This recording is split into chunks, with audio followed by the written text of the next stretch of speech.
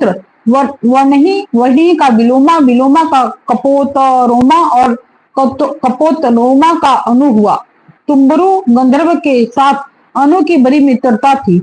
अनु का पुत्र अंधक, अंधक का दुदुम्बी, दुदुम्बी का अरिघोट, अरिघोट का पुनर्वसु और पुनर्वसु के वाहुक नामक एक पुत्र हुआ तथा आहुक की नाम की एक कन्या हुई। आहुक के 2 पुत्र हुए, देवक और उग्रसेन। देवक के 4 पुत्र हुए,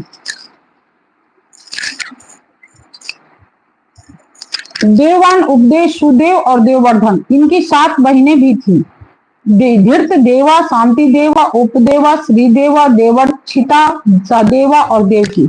वासुदेव ने इन सबके साथ विवाह किया था। वसुदेव जी ने इनके सबके साथ विवाह किया था। उग्रसेन के 9 लड़के थे, कंस, सुनामा, नयोग्रोध, कंक, शंकु, सुहु, राष्ट्रपाल, सृष्टि, तुष्टिमान। उग्रसेन के 5 कन्याएं भी थी, कंसा, कंसवती, कंका, सुरभु और राष्ट्रपालिका। इनका विवाह देवभाग आदि वसुदेव के छोटे भाइयों से हुआ था। चित्ररथ के पुत्र विदुरथ से सूर, सूर से भजमान, भजमान से सिनी, सिनी से स्वयंभोज और स्वयंभोज से हृदिक हुए। हृदिक से 3 पुत्र हुए, देवबाहु, शतधनवा और कृतवर्मा।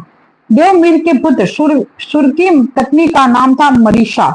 उन्होंने उसके गर्भ से 10 निष्पाप पुत्र उत्पन्न किए, वसुदेव, देवभाग, देवश्रुवा, आनक, सुंजय, श्यामक, कंक, समिक, वत्सक और मित्र। ये सब के सब बड़े पुण्यात्मा थे।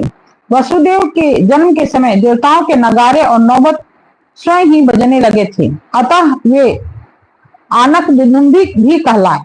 वे ही भगवान श्री कृष्ण के पिता हुए। वसुदेव आदि की 5 बहनें भी थी। 3 था, कुंती, श्रुतदेवा, श्रुतकृति, श्रुतसर्वा, राजाधिदेवी। वसुदेव के पिता सूरसेन के एक मित्र थे कुंती भोज। कुंती भोज के कोई संतान ना थी, इसलिए सूरसेन ने उन्हें पृथा नाम की अपनी सबसे बड़ी कन्या गोद दे दी।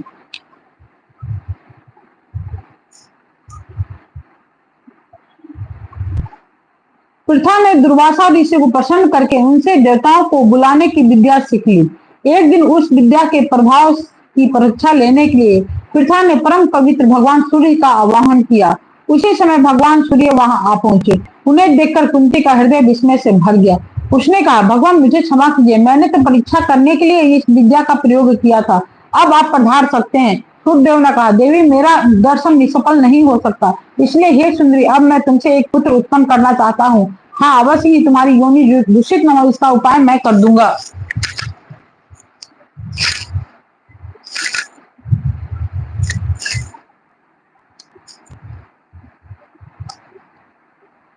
यह कहकर भगवान सूर्य ने गर्भ स्थापित कर दिया और उसके बाद वे स्वर्ग चले गए। उसी समय उससे एक बड़ा सुंदर एवं तेजस्वी शिशु उत्पन्न हुआ। वह देखने में दूसरे सूर्य के समान जान पड़ता था। पृथा लोक निंदा से डर गई, इसलिए उसने बड़े दुख से उस बालक को नदी में के जल में छोड़ दिया।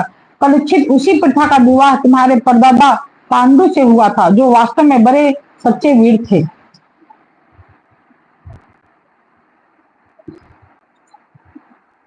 परीक्षित, पृथा की छोटी बहन श्रुतदेवा का विवाह कुरुष देश के अधिपति वृद्ध शर्मा से हुआ था।